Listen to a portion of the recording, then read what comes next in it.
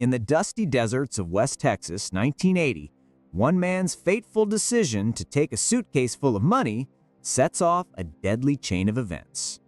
A ruthless hitman with a coin, a sheriff haunted by the changing times, and a hunter who finds himself hunted. This is no country for old men. Let's break it down, scene by scene. The movie opens with Sheriff Tom Bell's voice, played by Tommy Lee Jones, narrating how the world is changing, becoming darker and more violent. Meanwhile, out in the endless desert, a hunter named Llewelyn Moss is tracking pronghorns. But instead of prey, he finds something else, the aftermath of a bloody drug deal gone wrong. There are dead men, dead dogs, a truck full of heroin, and one dying man begging for water. He started looking around with his binoculars and saw a dead man under a tree. He begins to search him, and then Moss finds it, a suitcase with $2 million in it. He also takes his gun. He looks around, no witnesses. He takes the money home, and right there, his life changes forever. At night, he reached home. His wife Carla asked him how he found that suitcase and gun, but he didn't answer properly. Later that night, Moss feels guilty. He goes back to the chaotic scene to give water to that dying man. But as soon as he gets there, headlights flash in the distance. Two men in a truck spotted him and started to shoot at him.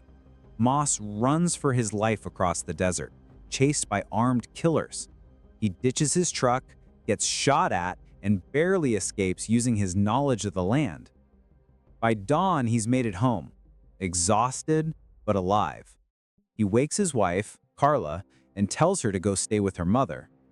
Then he grabs the cash and takes off. Now we meet Anton Chigurh, one of the coldest villains ever put on screen, played by Javier Bardem.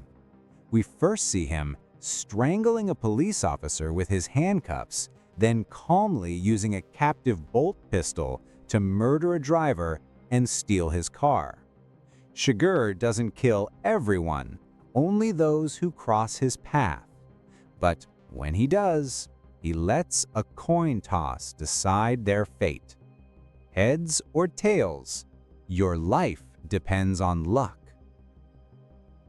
Meanwhile, Chigur reaches the drug deal site and finds Moss's abandoned truck. The drug bosses give him a tracking device that leads straight to the stolen money. But when they try to tell him what to do, he shoots them too. Chigur doesn't take orders.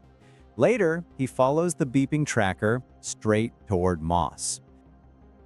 Next morning, Sheriff Bell begins investigating the murder scenes, realizing something much bigger is happening. Later that day, they receive the highway kills post-mortem report that Chigur killed a stranger for his car, and they are shocked because he wasn't shot by a gun, it's rather something else happened.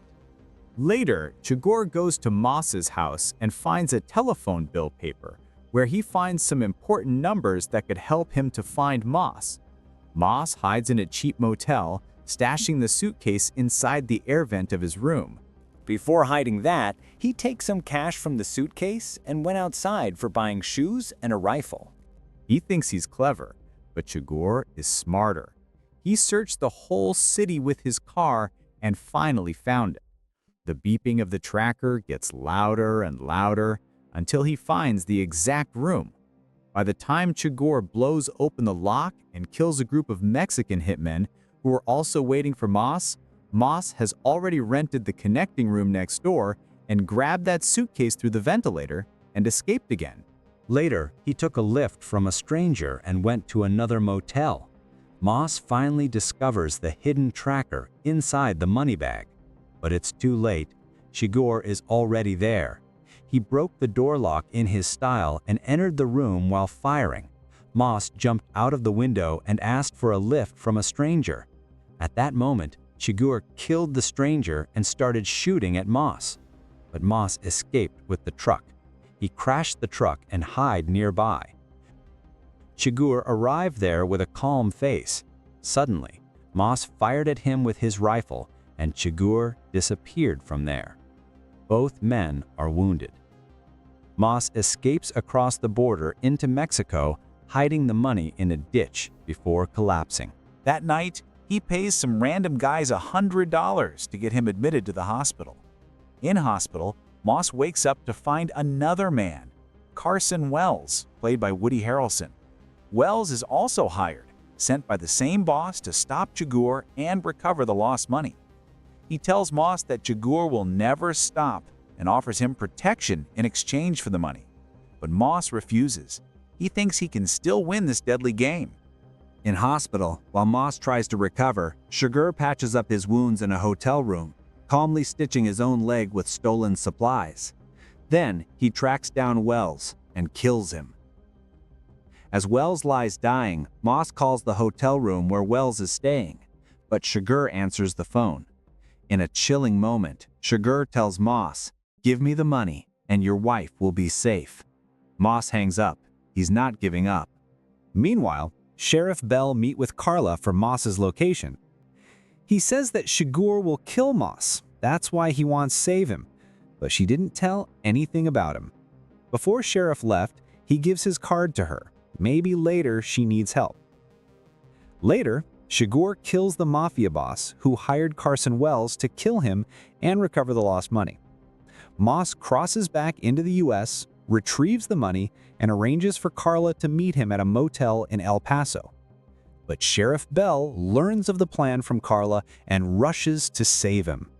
When Bell arrives, it's too late. The Mexicans got there first. Moss lies dead in his motel room, surrounded by chaos. The sheriff feels the world is slipping beyond his control. Later that night, Bell returns to the crime scene. He sees the blown-out lock, the signature of Chigur. He enters cautiously, but Chigur is already gone, and so is the money. The old sheriff knows he can't keep up with this kind of evil anymore. Later, Sheriff Bell visits his old Uncle Ellis, also a retired lawman. He admits he feels overmatched, like the world has grown too cruel. But Ellis reminds him that violence has always been here. It's not new. The difference is, Sheriff Bell's finally too tired to chase it anymore. Meanwhile, Carla returns from her mother's funeral, Who died from cancer? only to find Chigur waiting for her in her bedroom. He tells her Moss made a promise, and he must keep his word. He flips a coin, offering her the same deadly chance he's given others. But Carla refuses. She said the coin had no right to kill her. We never see what happens next, but as Chigur leaves, he checks the soles of his boots for blood. We know what that means. He is driving away, but suddenly another car hits him in an accident. Irony at its best. He limps away, blending into the streets, as if death itself just walks away from the crash. Sitting on the side of the road, he takes a shirt from a teenager for his broken arm, gives them some money, and leaves. In next scene, we see Sheriff Bell is retired now and sits at home with his wife. He tells her two dreams about his father.